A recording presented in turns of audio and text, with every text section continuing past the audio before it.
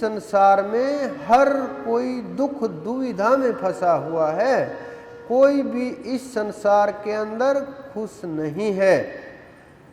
ये जीव जब शरीर धारण करता है, जब इसने पहली बार जन्म लिया, तभी से ये दो चीजों में फंसा हुआ है, जीवन और मृत्यु। जीवन और मृत्यु का जो इसका सारा का सारा समय है वो इसी में निकल जाता है, मृत्यु के भय में और जीवन की लालसा में कि मैं और लंबी आयु जी सकूं, मैं और सुख सुविधाएं भोग सकूं, 2-4 साल और संसार में रह सकूं, किस प्रकार से ज़्यादा सुख सुविधाएं मिल सके और जितना ज़्यादा हो सके इस शरीर को बचा करके रखूं। इसी में और तो और ये तक सोचते हैं कि अगला जन्म भी मुझे मनुष्य का मिल जाए, चाहे कुछ भी करना पड़े, कितना भी खर्च करना पड़े, मुझे याद रहे ना रहे कोई मायने नहीं रखता, लेकिन आगे मनुष्य बनने की गारंटी होनी चाहिए। इसका लाभ अनेकों प्रकार के लोग हैं वो उठाते हैं, क्योंकि भावनाओं के साथ खेल जाते हैं लोग। तो जो भी खेल है जीवन और मृत्यु के मध्य में जीव खेल रहा है। जब ये जीव शुरुआत में पैदा होता है तभी रोना शुरू करता है और अंत समय तक रोता ही रहता है।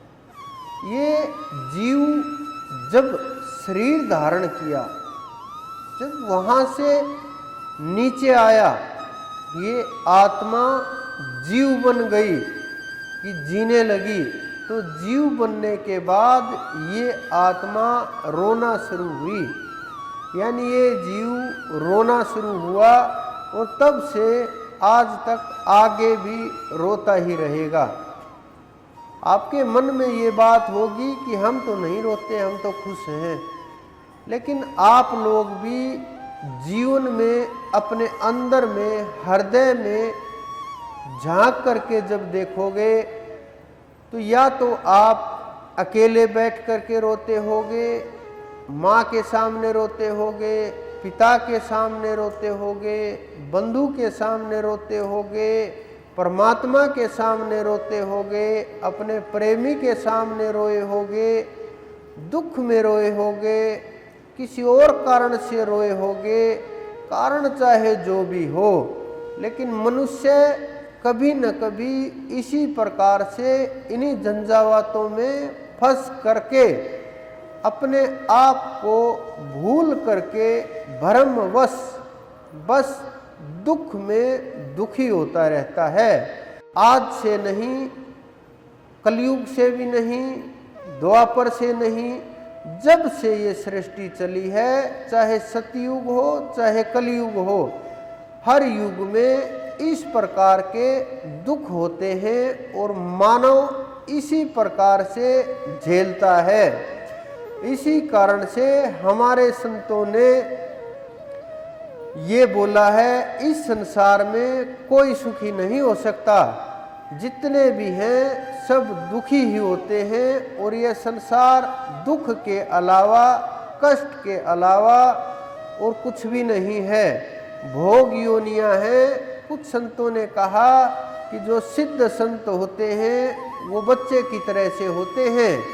आपके मन में भी आता होगा कि बच्चे तो खुश रहते हैं, जो छोटे बच्चे होते हैं 5-10 साल के होते हैं, उनको कोई चिंता नहीं होती, लेकिन वो भी ना भय से मुक्त होते हैं ना वो चिंता से मुक्त होते हैं। आप देखना, छोटे छोटे बच्चे मेरे पास लेकर के आते हैं, वो पूरा दिन रोते रहते हैं, कोई बच्चा पूरी रात रोता रहता है। जब वो थोड़ा सा बड़ा होने लगता है, कभी कोई दर्द महसूस होता है, कभी कोई रोग सताता है, कभी कोई परेशानी आती है, कभी कोई इसको परेशान करता है, कोई इसको मारता पीटता है। थोड़ा सा और बड़ा हुआ, उसको स्कूल भेजने लगते हैं बच्चे को, तो स्कूल में जब बच्चे को भेजते हैं, आपने देखा ही होगा कि जब छुट्टियां खत्म होती हैं 10-20 दिन की, तो बच्चे कितना आसानी से स्कूल जाते हैं, रोते चिल्लाते हैं, हाथ पैर मारते हैं कि किसी न किसी तरह से स्कूल से पीछा छूट जाए। मेरे पास एक बच्चे को ले करके आए और बोले कि जी ये बच्चा, कि हमारे पिताजी बीमार हुए और वो रोने लगे, ज़्यादा दर्द था उनको, ज़्यादा कष्ट था, कि बच्चे ने पूछा कि मम्मी दादाजी को स्कूल छोड़ के आ रहे हैं क्या। तो जो ये अंदर में होता है भय, यानी उसके अंदर भी एक भय है कि हर कोई स्कूल से दुखी है। जब छोटे बच्चे होते हैं वो सोचते हैं अगर उनको का सोचा हुआ काम हो जाए, कि बच्चों का हृदय कोमल होता है, जो सोचेंगे वही हो जाएगा, फिर तो वो अपने सारे टीचरों को निपटा ही देंगे।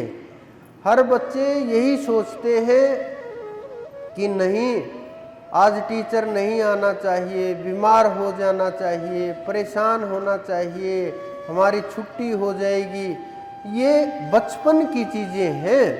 आप सब इसी के अंदर से गुजर करके आए हो, हम भी इसी स्थिति से गुजर करके आए हैं। आपको महसूस होती हैं, बस मेरे बोलने से वो अनुभव होती है कि हाँ ये चीज़ें हैं जीवन में, लेकिन हम इन चीज़ों को अंदर से अनुभव करते हैं और देखते हैं कि आपके जीवन में क्या चल रहा है और संसार में क्या चल रहा है, परिवार में क्या चल रहा है, जीव को कैसे समझाया जा सकता है, कितना सरल तरीका हो कि वो परमात्मा के मार्ग के ऊपर चले, वहाँ तक पहुँच जाए। लेकिन अब लोगों में और ज़्यादा दुविधा हो गई कि निराकार को माने, साकार को माने। बहुत लोगों ने मेरे से प्रश्न किए कि जी निराकार को माने या साकार को माने, ध्यान किसका करें।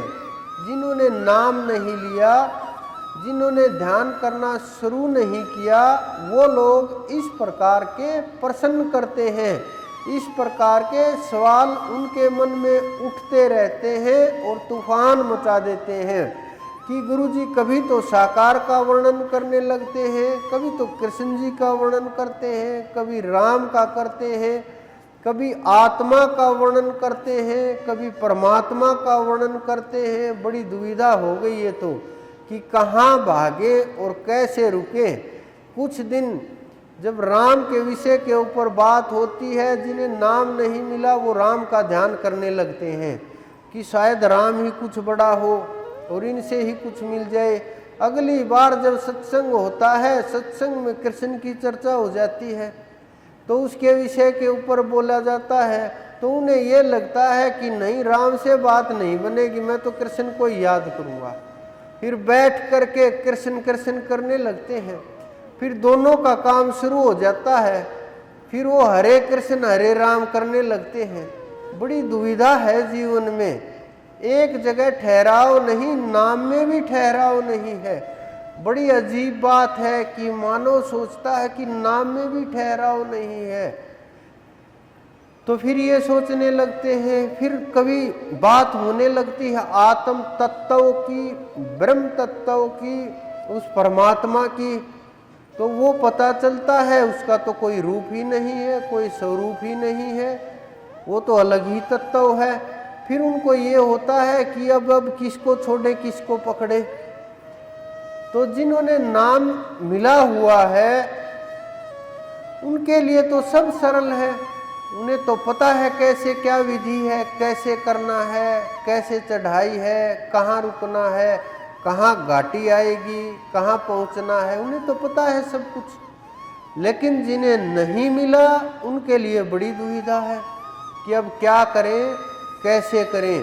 तो इस प्रकार के लोग बहुत दुविधा में रहते हैं और बार बार, क्योंकि संगत बढ़ती जा रही है और धीरे धीरे समय कम होता जा रहा है, तो इस कारण से इन सवालों के जवाब नहीं मिल पाते, तो वो बेचारे इसी उलझन में रहते हैं कि कैसे जवाब मिले।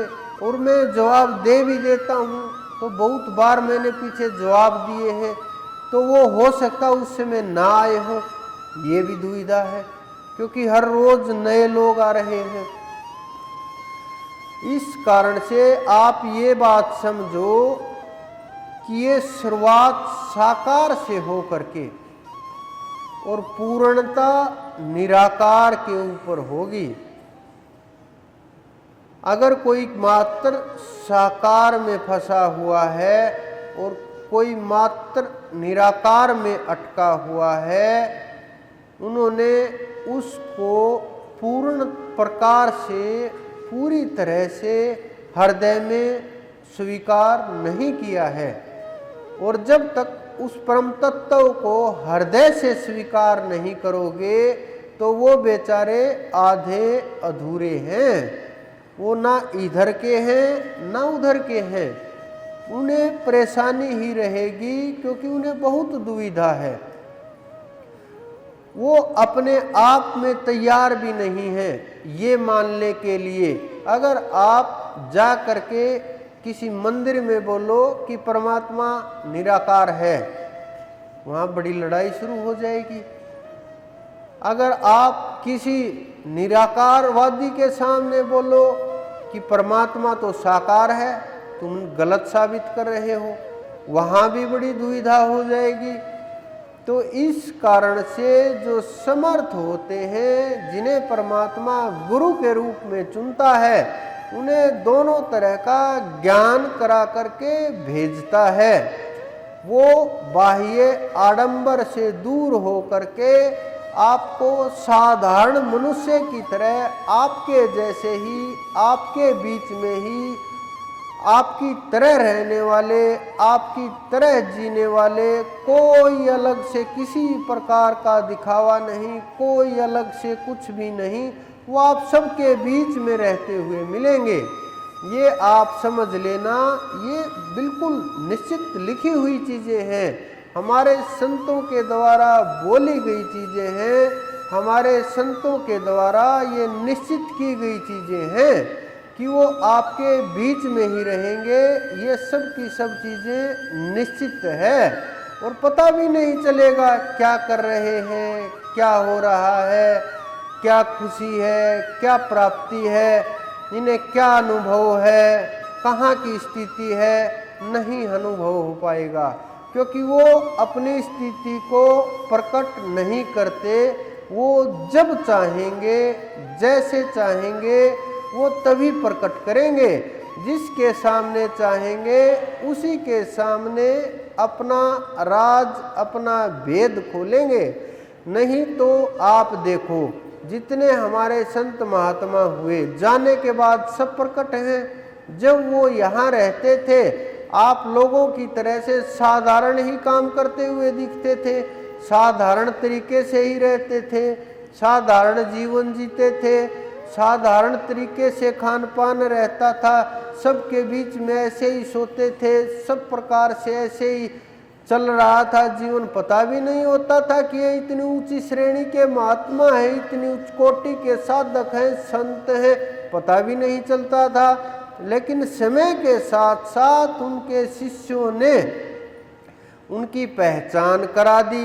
और पहचान कैसे करा दी? जब साधना सिखाई उन्होंने, जिन जिन के सामने उन्होंने अपने रहस्य खोले, जिनके सामने रहस्य खोले वो उसी का रूप हो गए और जगती संसार उनके पीछे पीछे भागने लगा।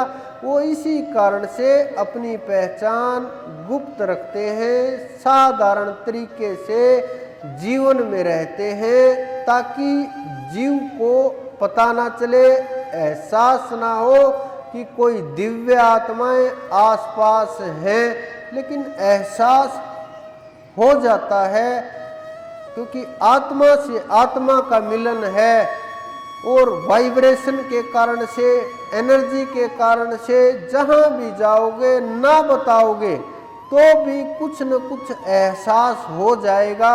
लेकिन जितना छुपा करके रखोगे, जितना इसको रोक करके रखोगे, साधना उतनी ही मजबूत होगी।